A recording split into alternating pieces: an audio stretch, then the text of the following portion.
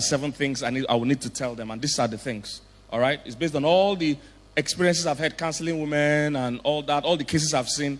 These 7 things are important, and I feel all women should know it. So, number 1, have standards.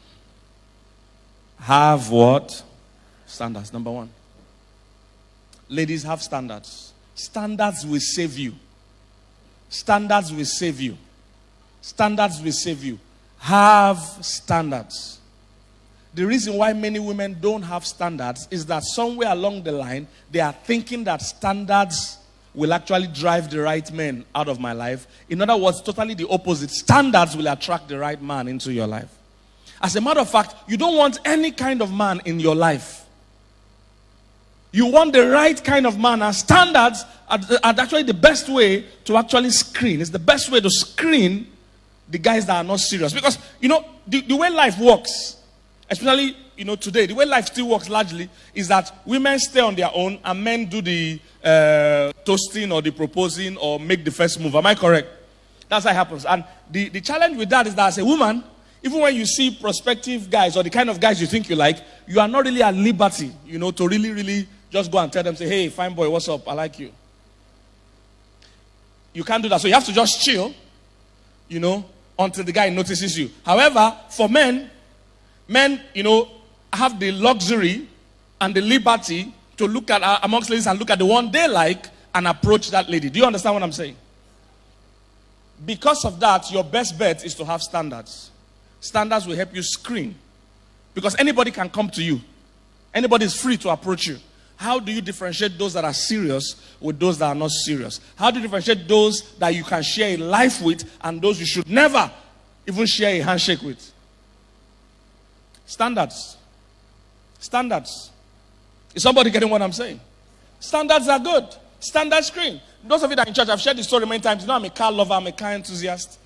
So anytime I travel, that's what I do in my spare time. I go to car shops, showrooms, car shows, things like that. So one day I traveled abroad. There was a major car show in town. I went for the car show.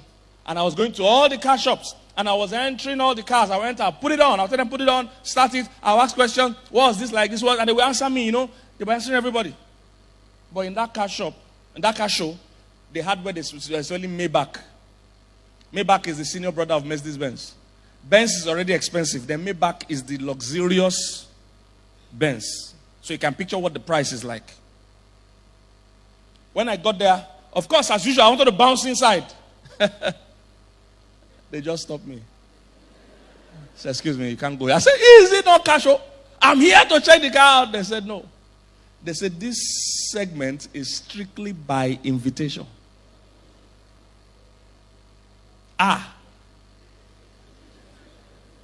They said, do you have an invitation? I said, no, I invite myself. They said, I'm sorry. You know what? On one hand, it might look like, they are chasing a potential customer. You see, they know who their customers are.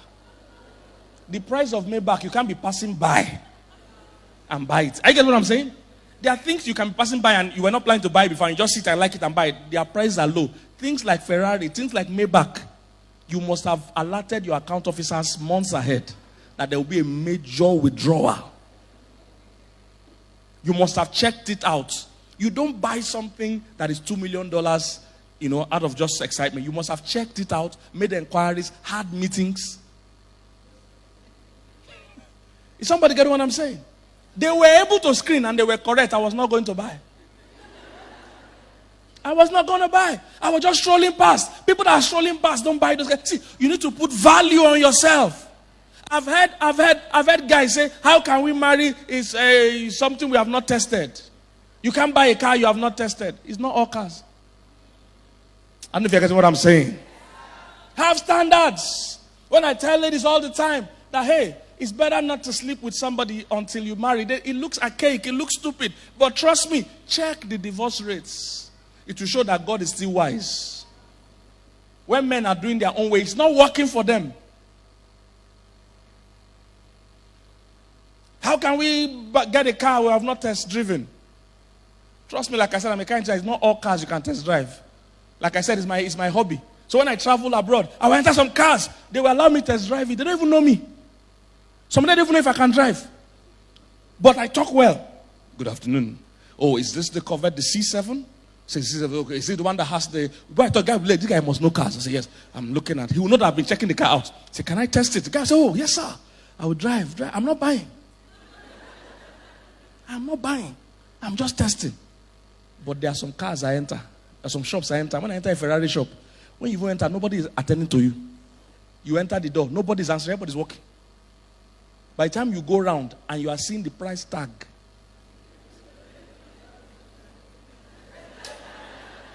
you know why they are not answering you. There was one, I called the attendant, I said, I'm interested in this car. They said, do you own a Ferrari? I said, no. They said, this can't be your first Ferrari.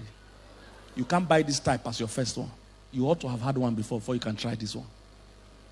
I said, yes, sir. You are my mentor. I don't know who sent me here. I'm just passing. Is somebody get what I'm saying? That kind of Ferrari that is $500,000, you can't test drive what? We have tested it. You can't test it again. So one guy was trying to convince the guy, but I need to test the guy. The guy said, you know how much this guy is? If you test drive it, if something scratch, if somebody hits you, what English are you going to be saying? Excuse me. I don't know if you're getting what I'm saying. They say, go and bring your insurance for you test drive it. That way, we are covered. We can't just test drive. The point to that is that it's not all cars they test drive. That's what I'm trying to say. The ones that have value are not available for test driving. Do you know those cars they test drive in a car lot? By the time they are selling, they are not selling it the price. They are, in most car shops, they have a car they allow everybody test drive. After many years of people test driving that car, they will sell it way lower than its real price because it was the car they were using to test drive. It happens to many women. You allow people to be test driving you. And the thing about test drive that I must not buy. After 2 hours of test driving, I say, I'm sorry. This is not what I had in mind. That will not be you in Jesus' name. So have standards. It's okay to have standards. That's the point. See, standards are not bad. They are good. Standards don't drive away the wrong people. It actually drives away the wrong people. It doesn't drive away the right person. It drives away the wrong person. Standards are good. Standards are good. So I told them on the island, I said, don't be those kind of girls that say, I can't marry a guy that is not rich. That's a wrong bar. You are using the wrong parameter to measure. There are mad people that are rich. So just saying I can't marry somebody that is not rich is not the right thing to measure. Look for real values, real qualities to measure the kind of person you want to spend your life with. These are the things that, see, a lot of women are in marriages where they are being treated like slaves. They are being treated like a lower being. See, even though the Bible talks about submission, it's not slavery, it's not dominance. Like I said, a man being the head is not superiority, it's actually responsibility. He's the chief responsibility officer of that house.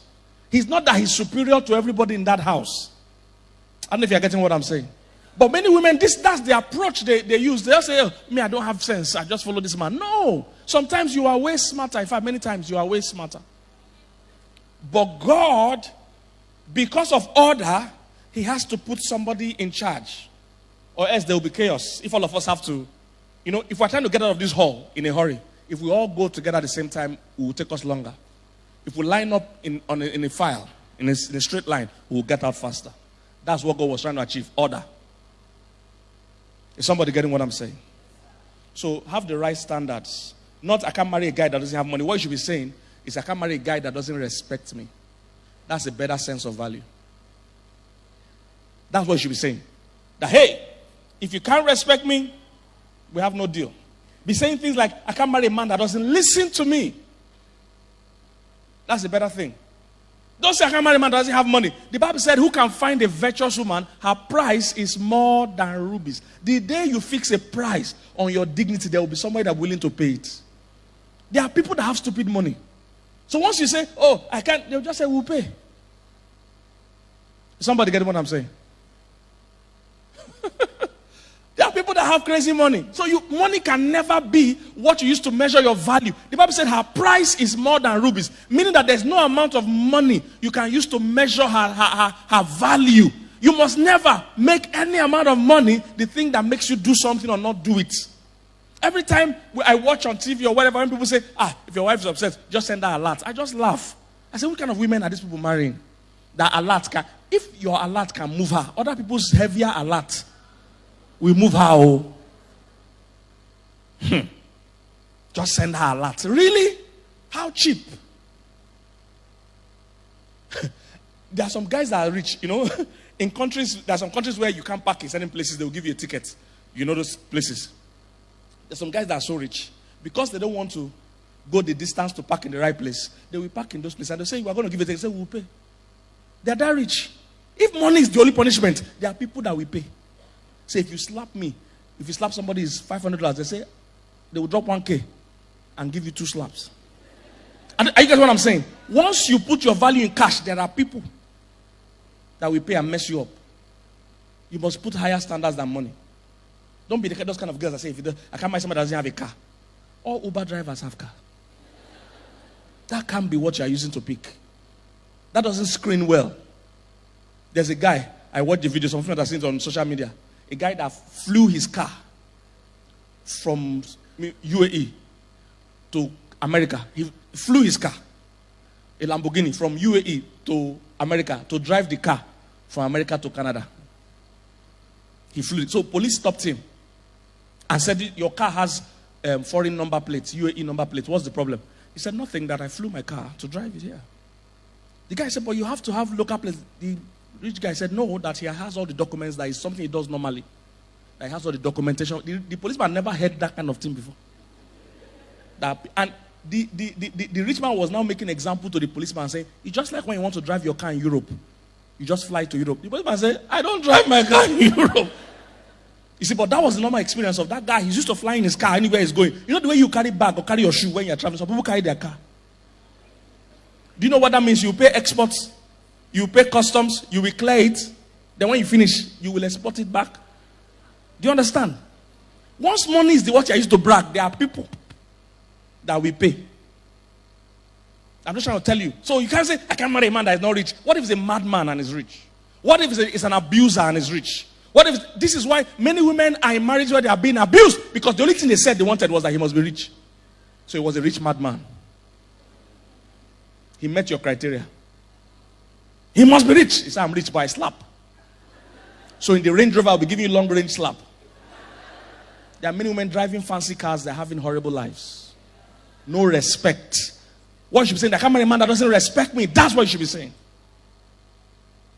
If women had standards, they'll be happier in marriages. They'll pick well.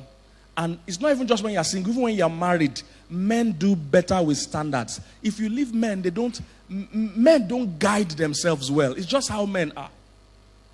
They can be reckless. It's you that will constantly tell them, hey, you can't cross this line.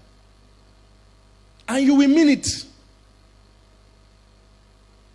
When I hear the kind of things some women go through, as in, they are in some marriages where they are constantly being abused. Constantly. How did you allow it get that far?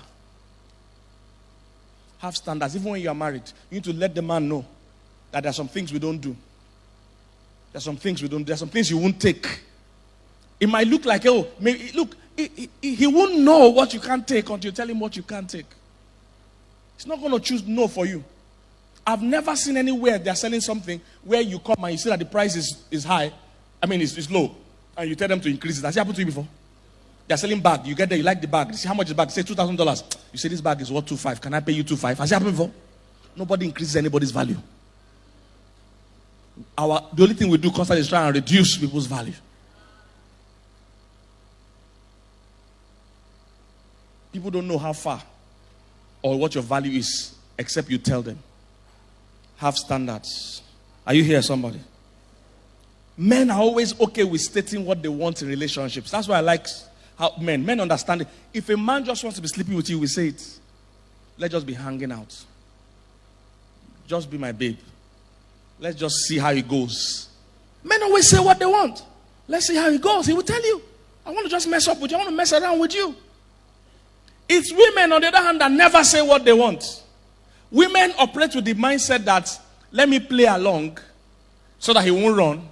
And when I marry him, I will change him. That's women's tactics. And it never works out well. Because this is what happens in a marriage.